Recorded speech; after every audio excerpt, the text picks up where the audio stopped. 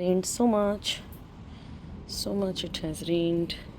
Now I'll show you how much it has rained. Okay, see here. That's how you can measure. This pot was empty, empty, and now see it's 3/4. So yeah. So now I have come here to harvest some spinach, and then we'll go down to Anne's balcony and harvest some shepu, which is dill. But also there is some gawar that I see needs to. Let's check if it needs to be harvested. If it is like, if it is filled enough.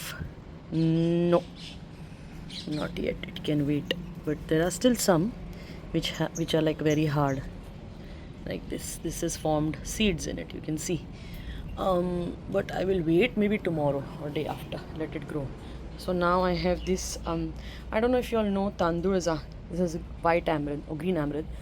Very lucky that this has grown here. I don't know who put the seeds, but it's grown here. And yeah, so now we are going to get some spinach. I don't know if you have spinach, but I'm making pithla, so I need some spinach along with some dill leaves. Yeah, little bit spinach is there, because what happens is in my house not everybody is fond of eating dill, so to make the flavors a little milder I will add some spinach. So let's harvest now. Also see some bitter gourd here, which also I will harvest, and there is one more there. I don't know if you can see it. Yeah, I can see those, so I will harvest those. Oh, there's one more there also, small one. But let's start with the spinach and then move to the bitter gourd.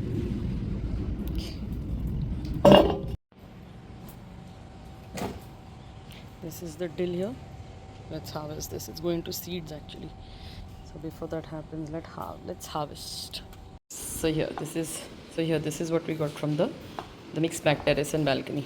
Spinach leaves that we saw from the terrace. This is the shepu or the dill that I was talking about. I didn't harvest a lot because it's just not many like shepu, and the flavor should not overpower. But yeah, it's fresh shepu.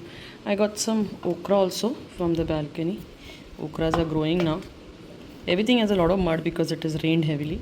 And I also got some bitter gourds here, fresh. And I got these marigold flowers. Some of them, I have some in the fridge because today is Tulsi Vivaha. So apparently it's like the last day of Diwali. But I think it will start from today, and I think it ends 13th November. Something like that. I'm not very sure, but I know that today is Tulsi Vivaha.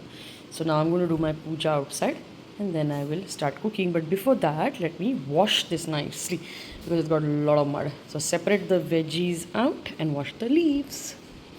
So I have washed this spinach and individually washed spinach leaves and dill 2 to 3 times. I have taken 1 onion. I will take 1 garlic, as in one. I'll take 4-5 cloves of garlic. And sadly, I have only 1 chili left in the fridge. That too, like this. So I'll see what to do. You need chili, at least 3-4 chilies you need to make it nice and karara, spicy. Never mind, we will manage with this. Then I'll need besan and water, and you'll see what all. And with this I'm making a very Maharashtrian rice called Indrayani rice. Normally I eat basmati, but with this pithla we'll need this soft mau bhat. So I'm going to use Indrayani rice, and now I've soaked it. Now I'll add some salt to this and I'll cook the rice.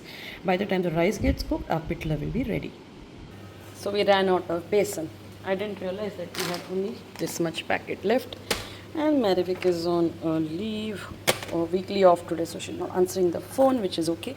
Anyways, here I have in this pan, I've taken some oil, and it's nice and hot. Okay. And in this bowl here, because I'm holding the camera, I had to take it out. I have jeera and 1 teaspoon everything, mohri, that is mustard, hing, half a teaspoon, and turmeric. Let's add this here inside, and let's add this curry leaf, and then let's add this garlic and green chili. Okay, nice podni, smell nice podni aroma. तुमची चांगली फोडणी लागली आहे. Then once this is done, I am going to add the onions to this pan. Okay, nicely, and then mix it well till the onions go soft. I have fine chopped the spinach and I have fine chopped the dill. Shepu, not required, but you have to separate the leaves from the main stem, because the main stem is hard, right? So then after you separate the leaves, just roughly chop it, fine chop, rough chop, whatever, and then you keep it. Don't add the salt in this now because the shepu and the spinach will shrink, and then we will add the salt. And then I'm waiting for the besan. Once that comes, I will show you the remaining procedure. For now, we are frying the onions here and letting it go soft, and then I will add the green leafy vegetables. Okay, the onion is nice and soft. At this point, let me add our spinach. Also our shepu. We'll give it a nice mix. Here I am slicing the okra that I harvested, and I'm going to just stir fry it, make it crispy, kurkura. So here, now the shepu, oh yummy flavor, fragrance, nice fragrance. Okay, so I'll just let them go soft. We'll add some salt to this. Now that it has reduced well, add the salt to our shepu and palak. Not too much, but yeah, add some salt and then add water to this. Okay, nice 1 glass full of water, more than that, because in that only later I'm going to add the besan. So I'll wait for this to become a little more soft, and then I will add some water to this. Our rice is almost ready, and here I will flavor the okras to fry. This much glass full water I will add, because now my besan has come. I think I will need a little more water, so I will add more. Okay, so now we'll add this around half cup of besan, and we have to constantly stir. So we have to add this besan little by little, and we have to add it when the water is hot, piping hot. Otherwise it will form gutli, as in what do you call it, lumps.